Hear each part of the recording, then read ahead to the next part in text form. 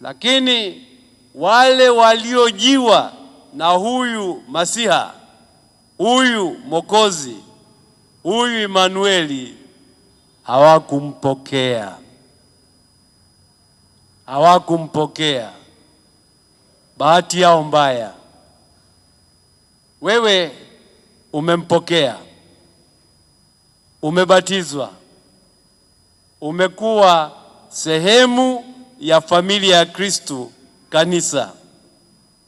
Sasa lakini usikubali tu kwamba umeanza safari ya kumpokea Kristo alafu kabaki unagamba mimi ni Mkristo, mimi ni Mkristo, mimi ni fulani, mimi ni mwana wa Abrahamu.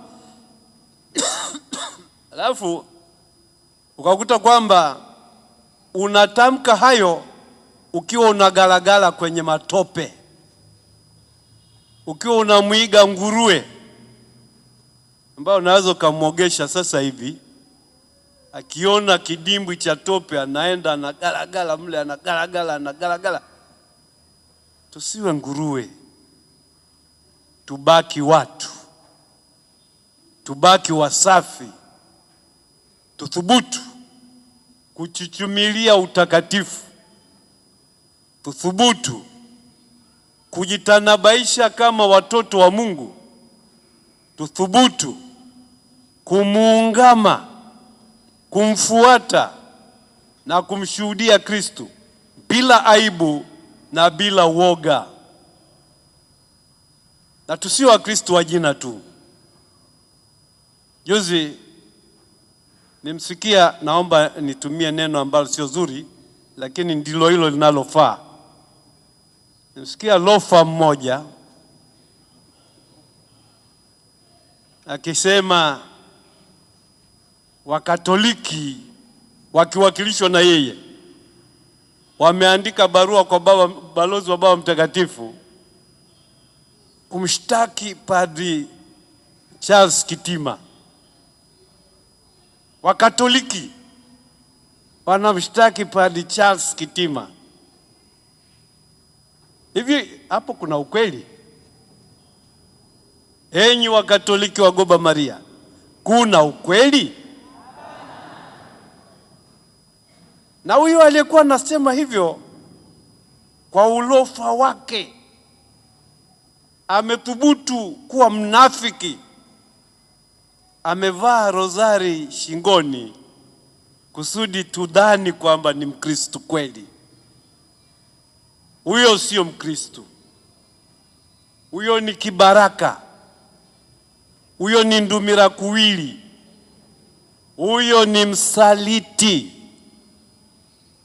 ambaye anatenda maovu, anashabikia uongo na anajidai kwamba anamwakilisha Kristo. Kwa bahati mbaya, baadhi yenu wa Kristo mnaweza mkapelekeshwa mkanunua hizo kauli, hiyo misimamo.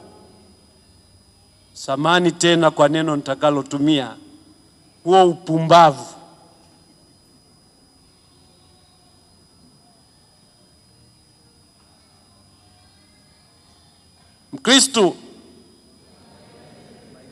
Mkristo hapaswi kuwa mpumbavu.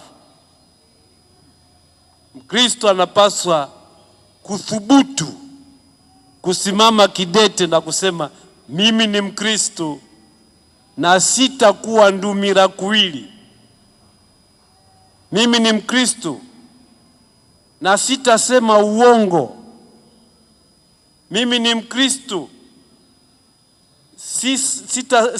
sitamwonea yeyote, kumsulubu yeyote au kumsingizia uovu.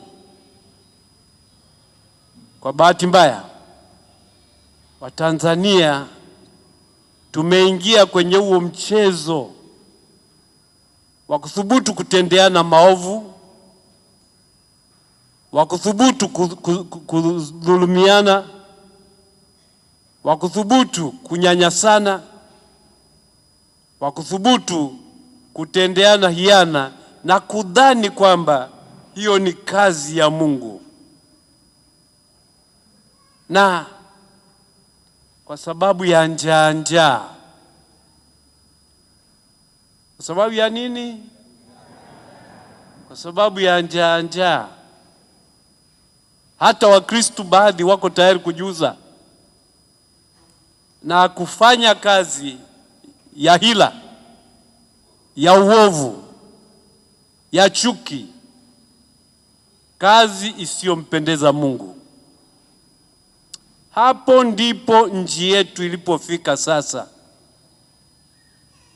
kuwa mchanganyiko wa watu wa hila, mchanganyiko wa watu wa dhuluma, mchanganyiko wa watu wa uonevu na manyanyaso, mchanganyiko wa watu wezi.